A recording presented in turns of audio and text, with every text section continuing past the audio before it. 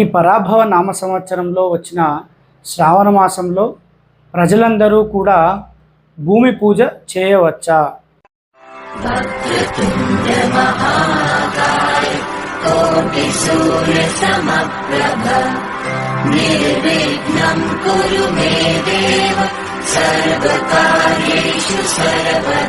గౌరవనీయులైన ప్రజలందరికీ నమస్కారం.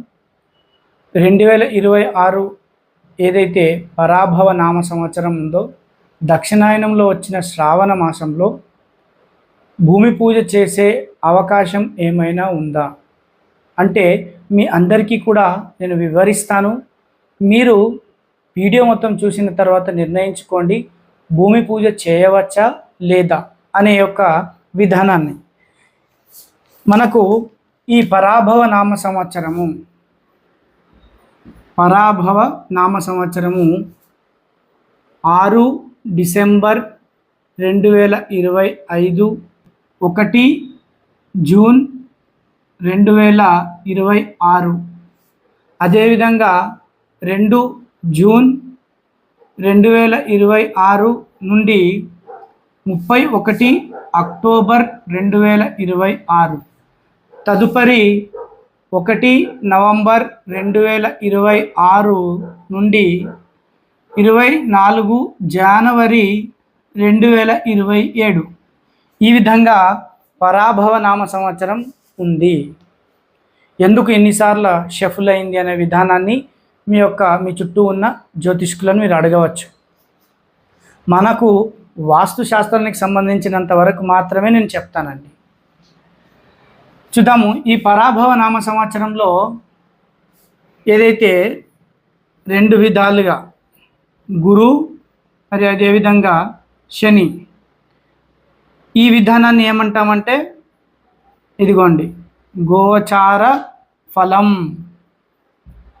గోచార ఫలం ఇక్కడ చూద్దాము.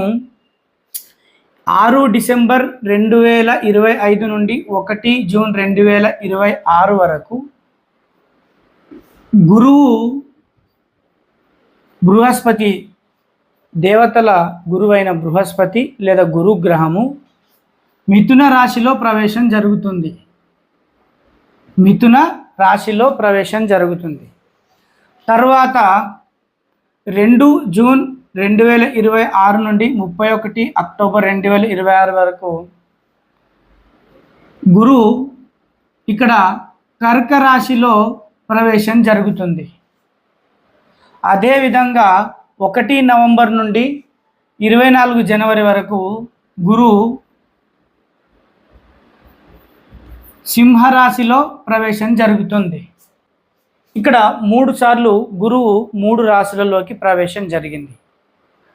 శ్రావణ మాసము దక్షిణాయనంలో వస్తుంది. అయితే ఇక్కడ చూద్దాము. ఈ పరాభవ నామ సంవత్సరంలో శ్రావణ మాసము ఇక్కడ వస్తుందండి. ఇక్కడ వస్తుంది 2 జూన్ 2026 నుండి 31 అక్టోబర్ 2026 మధ్యలో వస్తుంది. కానీ భూమి పూజ చేయవచ్చా? ఇదే కదా మన యొక్క ఎపిసోడ్ టాపిక్. వీటితో పాటుగా ఇంకా కొన్ని విషయాలు మీరు తెలుసుకోవాలి. నిజమైన వాస్తుశాస్త్రం చదివాము అని అనుకుంటే ఒక వాస్తు వ్యక్తికి ఏదైతే ఆయాది గణన ఇచ్చి ఆ కుటుంబ సభ్యులకు ఒక వాస్తు ప్లాన్ ఇస్తారో అదే వాస్తు వ్యక్తి ఆ గృహానికి సంబంధించిన ముహూర్తాలను కూడా నిర్ణయించాలి. ఇది నేను చాలా వీడియోలలో చెప్తూ వచ్చాను. వాస్తుశాస్త్రంలో వాస్తు ముహూర్తాలు తీయడం కూడా అందులోనే ఉంటుంది. మరి మీరు ఆలోచించాలి, మీ వాస్తు వ్యక్తి ముహూర్తం ఇయ్యలేదంటే ఆయన నకిలీ వాస్తు వ్యక్తి అని అర్థం. ఇక్కడ పరాభవ నామ సంవత్సరము,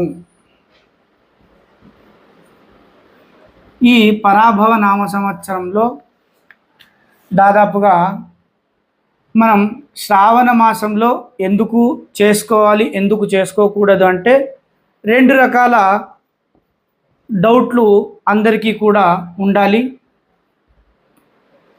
ఇక్కడ గురు మౌఢ్యమి, శుక్ర మౌఢ్యమి,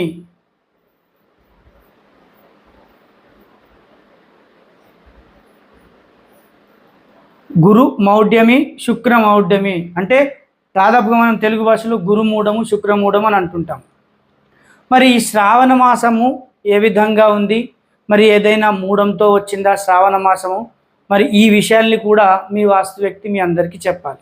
గురుమౌఢ్యమి ఆషాఢంలో వచ్చిందండి. మనకు జూలై 17 నుండి ఆగస్టు 11వ తారీఖు వరకు ఆషాఢ మాసంలో గురుమౌఢ్యమి ఉంది, గురుమూఢం ఉంది. అంటే ఆగస్టు 11వ తారీఖు వరకు మూఢం ఉంది. ఎప్పటి నుండి? జూలై 17 నుండి.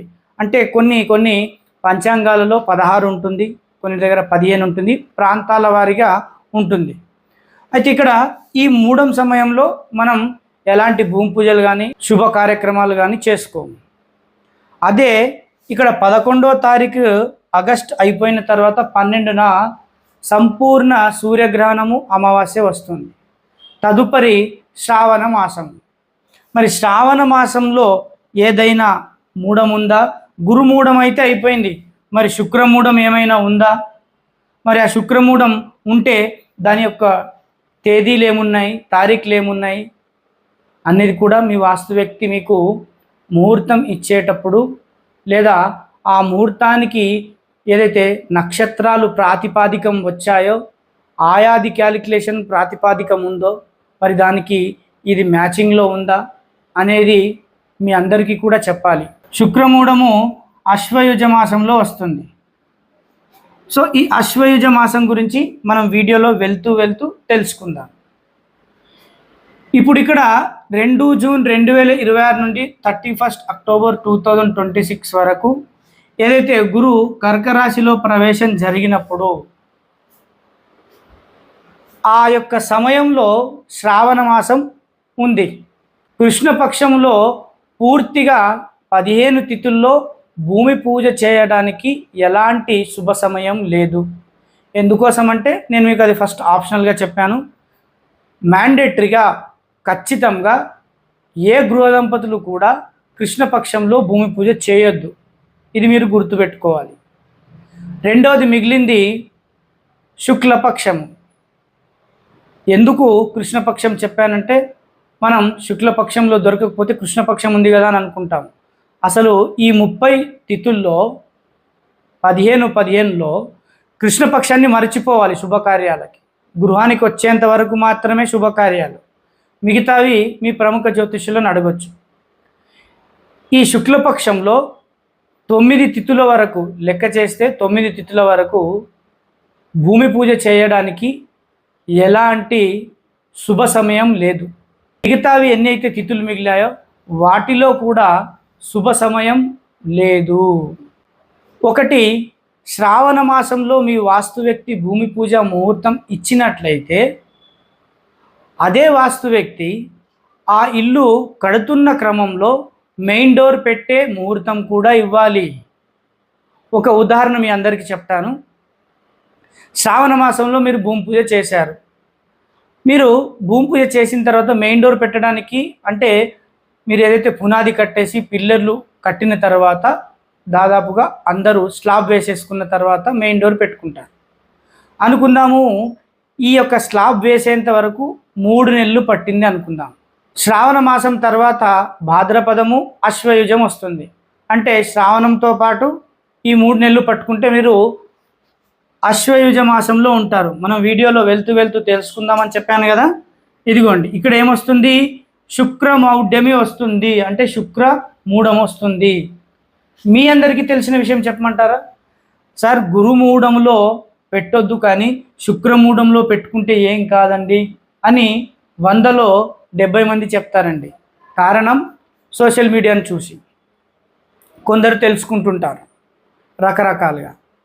నేను ఒక ఉదాహరణ చెప్పమంటారా మీ అందరికీ? పళ్ళు రాలిపోవడానికి వజ్రం అయితే ఏంది, రాయి అయితే ఏంది? వజ్రంతో కొట్టుకున్నా పళ్ళు రాలిపోతాయి, రాయితో కొట్టుకున్నా పళ్ళు రాలిపోతాయి.